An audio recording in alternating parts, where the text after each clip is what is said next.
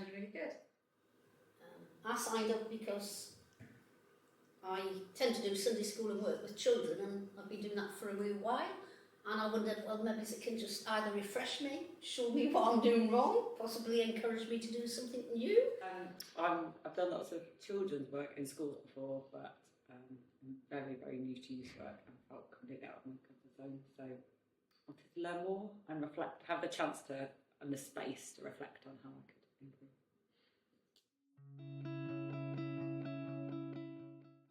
That we don't have to do it on our own. We're not supposed to be doing it on our own. We can't do it on our own. It's not really like research heavy and loads of like written work, and it's more about reflecting and having that space to do that, and then communicating, like you say, doing it together to reflect, rather than just a huge like writing essays and things like that. It's good to have the meetups as well, that we can all discuss what we've been doing. And the resources on the course itself are really, really good. I find the podcasts are really, really good. I find them so helpful. Yes, I think they're accessible, aren't they? Yeah. I hate to use an in word, but they are accessible. I mean, I don't think I'm highly educated, but I find that I can get the gist of what they're meaning without thinking, oh, here we go, I need a degree to access this. So I think that's good, that whatever level you're at, you can come to it.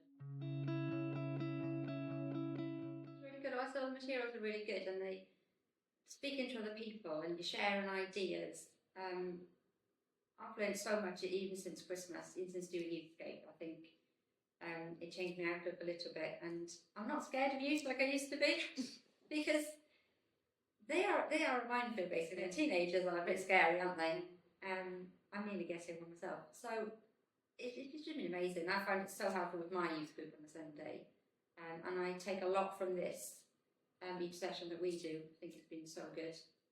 I've got confidence in myself as well, which I didn't have before. If I've done the course and someone's trying to tell me this is what you've got to do, I think I'd be more brave to say, no, that's not for me. I'm thinking of that, or I'm helping with that.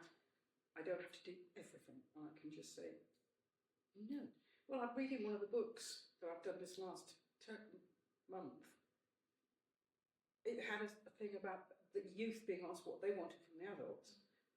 And they acknowledged the fact that the adults were scared, and they didn't want them to be scared. And I just thought, I can do that. It's always been sort of the end of my week, what I like, the last thing I get to, the youth group and the children's group. And it sort of evolved into a youth and children's group, which it wasn't before. So for me, I've always been playing catch up, whereas this has given me that sort of chance and that breathing space to think through my practice and, map ideas and things like that. And it's given that space to be able to do that rather than it just be a tumble. Right, I've got to Friday, I've got to plan Sunday.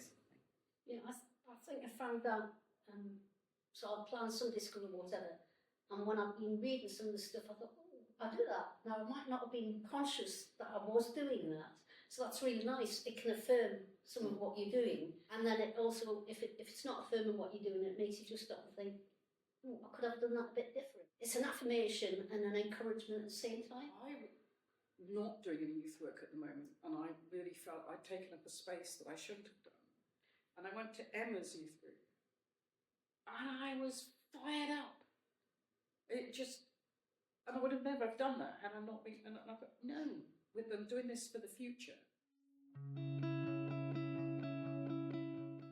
Generally, I would find this quite challenging. I'm not very good at meeting new people and really coming out of my comfort zone. Is probably what put me off in the first place. I would just stand up at the end and do a presentation. But actually, I really enjoyed it. On that day at Ridley was brilliant. Just to meet everybody, and then we got split off into little groups to get to know each other better. And it's a really lovely little group that we've got again since Jane and I met before. And I did think I'd struggle maybe with the online, having the time really. It's not been that bad. Get it all to work. Don't find the questions particularly challenging. I think they make you think, absolutely. But that's not a bad thing.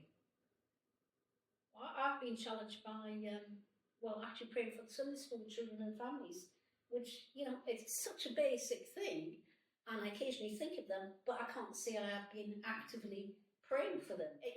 It's nice to know that something that you were really challenged and you were worried about introducing, because prayer isn't an easy topic with them, has actually gone on and bore fruit in less than a month. You know, and that's, so it's been challenging. And I think the biggest challenge is to think about how I approach things. So I think this one about the culture has challenged me the most, because it's just made me think more about the different cultures that there are and the micro cultures in sort of my setting, and how I'm not very up on the wall at all, and how much I've got to learn.